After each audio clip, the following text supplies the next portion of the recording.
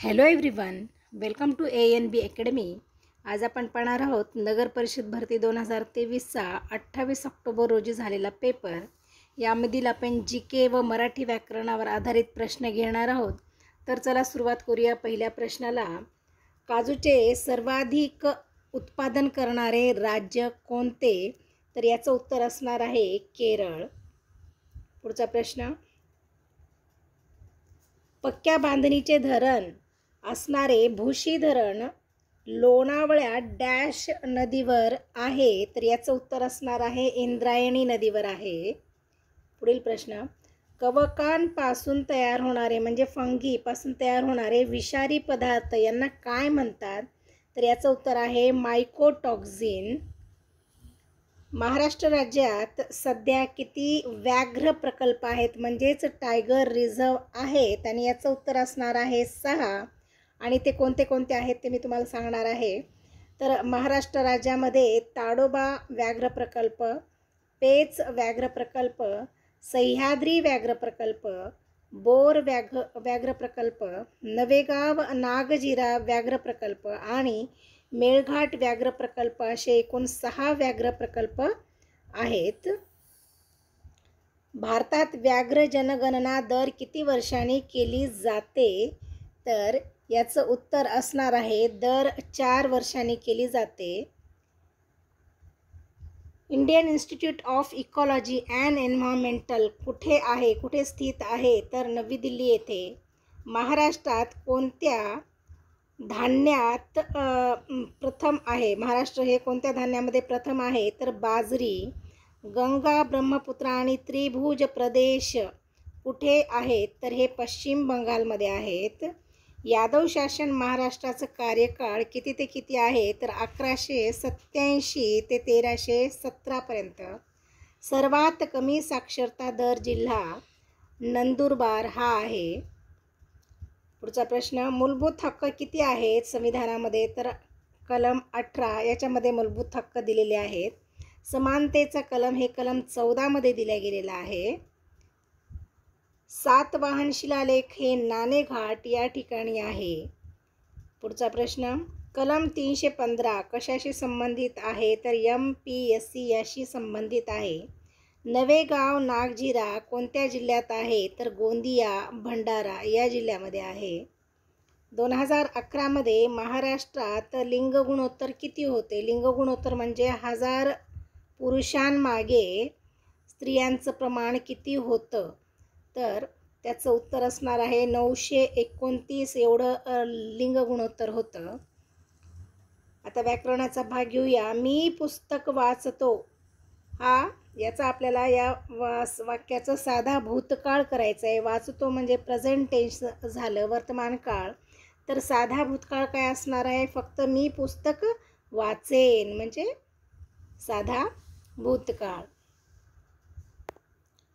समास ओळखायचा आहे आपल्याला. सत्यासत्य या शब्दाचा समास ओळखायचा आहे. तर याचं उत्तर असणार आहे द्वंद्व समास.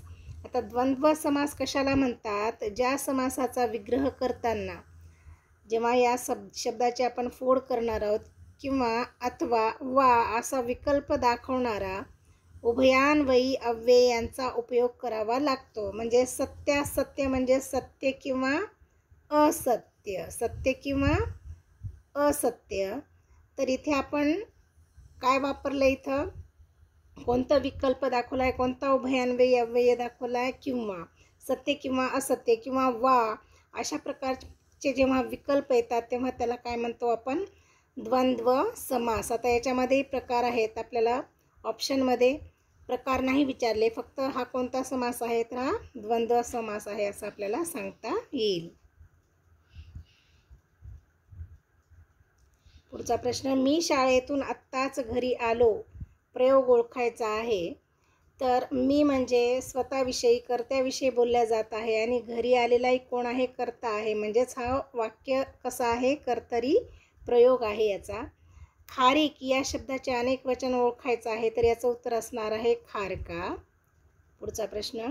दक्षिण भारतातील सर्वात मोठे पठार कोणते? तर दख्खनचे पठार असणार आहे. भिल्ल, वारली, गोंड खुरकू या कोणत्या पर्वतरांगेतील जमाती आहेत? शेवटी ह्या प्रश्नाचं मी उत्तर सांगणार आहे. तुम्हाला येत असेल तर कमेंटद्वारे मला निश्चित कळवा.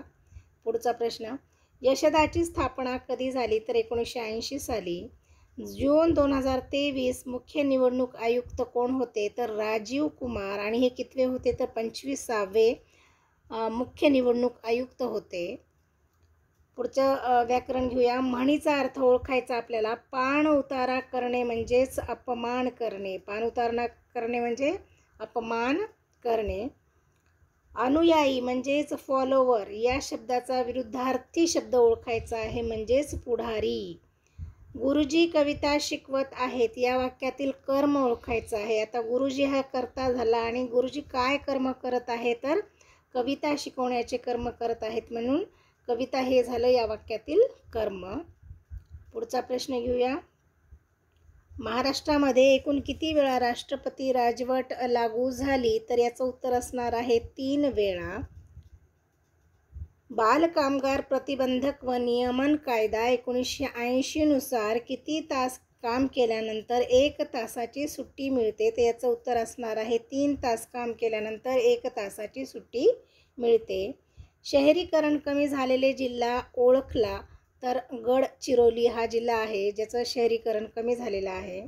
मतदानाचे वय 18 वर्षे कोणत्या घटना दुरुस्तीने केले आहे? तर याचं उत्तर आहे 61वी घटना दुरुस्ती. झिरो बेस्ड बजेट कधी आले? तर 1986चं अर्थसंकल्पापासून झिरो बेस्ड बजेट आलेलं आहे. पुढचा प्रश्न, मार्च 2023 पर्यंत महाराष्ट्रात महानगरपालिका किती आहेत? तर याचं उत्तर आहे 29. भ्रष्टाचार प्रतिबंधक कायदा कधी मंजूर करण्यात आला? तर याचं उत्तर असणार आहे 9 सप्टेंबर रोजी. संविधानाचे भाग आणि अनुसूची सांगा. म्हणजे मूळ संविधानात किती भाग होते आणि आता ते बदलल्या गेलेले आहेत? तर मूळ संविधानामध्ये 22 भाग आणि 8 अनुसूची होते आणि आता वर्तमानमध्ये जर विचारलं तर 25 भाग आणि 12 अनुसूची एवढे आहेत. कलम जर विचारलं मूळ संविधानामध्ये तर 395 कलमे होती. पुढचा प्रश्न, दर्पण वृत्तपत्र कोणाचे आहे? तर याचं उत्तर असणार आहे बाळशास्त्री जांभेकर यांचं. झिरो बेस बजेट कोणत्या वर्षापासून सुरुवात झाली? तर 1987 पासून याची सुरुवात झालेली आहे. महाराष्ट्राचे लिंग गुणोत्तर किती आहे? तर दर पुरुषामागे स्त्रियांचं प्रमाण किती आहे? तर याचं उत्तर असणार आहे 929. महाराष्ट्र राज्याची स्थापना कधी झाली? तर 1 मे 1960 रोजी महाराष्ट्र राज्याची स्थापना झालेली आहे. दुसऱ्या प्रशासकीय आयोगाचे अध्यक्ष कोण आहेत? तर वीरप्पा मोईली हे दुसऱ्या प्रशासकीय आयोगाचे अध्यक्ष आहेत. कोणत्या जिल्ह्याची लोकसंख्या सर्वात कमी आहे? तर सिंधुदुर्ग जिल्ह्याची लोकसंख्या सर्वात कमी आहे. आर्य महिला समाजाची स्थापना कोणी केली? तर पंडिता रमाबाई यांनी 1882 साली आर्य महिला समाजाची स्थापना केलेली आहे. संविधानाचे जनक कोण आहेत? तर डॉक्टर बाबासाहेब आंबेडकर यांना संविधानाचे जनक संबोधले जाते. भारतीय निवडणूक आयोगाची स्थापना कधी झाली? तर 25 जानेवारी 1950 रोजी झाली. भारतीय निवडणूक आयोगाची पहिली महिला निवडणूक आयुक्त कोण? तर रमादेवी ही पहिली महिला निवडणूक आयुक्त आहेत. महाराष्ट्राच्या 2022-23चा विकास दर किती होता? तर 6.8% एवढा विकास दर होता. पुणे महानगरपालिकेने कामगार कल्याण निधीची स्थापना कधी केली? तर ऑक्टोबर 2005 रोजी केलेली आहे. पुढचा प्रश्न घेऊया. घटनादुरुस्ती तरतूद कोणत्या देशातून घेतली आहे? तर दक्षिण आफ्रिकातून घेतलेली आहे. महाराष्ट्रात किती वेळा राष्ट्रपती राजवट लागू करण्यात आली? तर 3 वेळा राजवट ही लागू करण्यात आलेली होती. महाराष्ट्रात पंचायत राज पद्धत कधी लागू झाली? तर 1 मे 1962 रोजी पंचायत राज पद्धत लागू झाली गेली. छत्रपती शिवाजी महाराजांचा जन्म कोणत्या किल्ल्यावर झाला होता?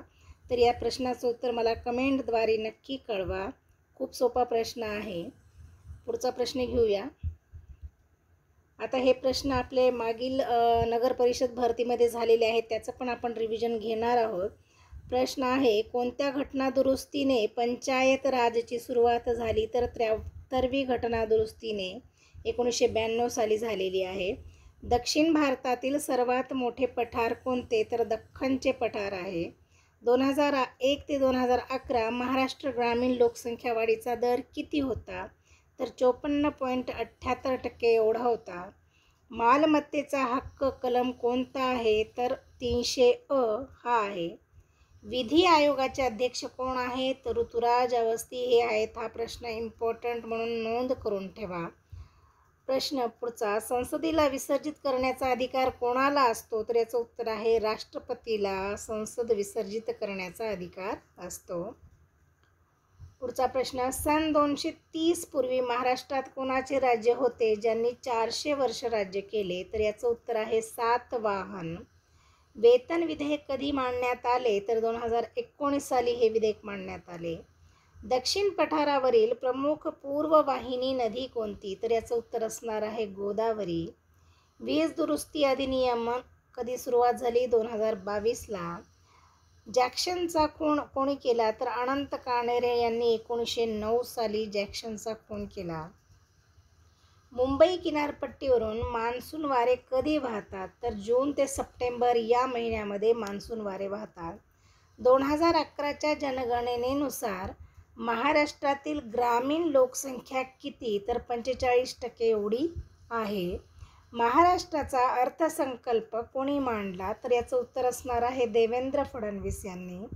गोपीनाथ मुंडे शेतकरी सानुग्रह योजनेअंतर्गत अपघातग्रस्त लोकांना किती रुपये दिले जातात? तर याचं उत्तर असणार आहे 2 लाख. भारतीय निवडणूक आयोगाची स्थापना कोणत्या कलमाअंतर्गत झाली? तर उत्तर असणार आहे 324 कलमाअंतर्गत. अजिंठामधील लेण्यांची संख्या किती? तर याचं उत्तर आहे 29. महाराष्ट्रात आदिवासी लोकसंख्येचे प्रमाण किती? तर 9.33% एवढं.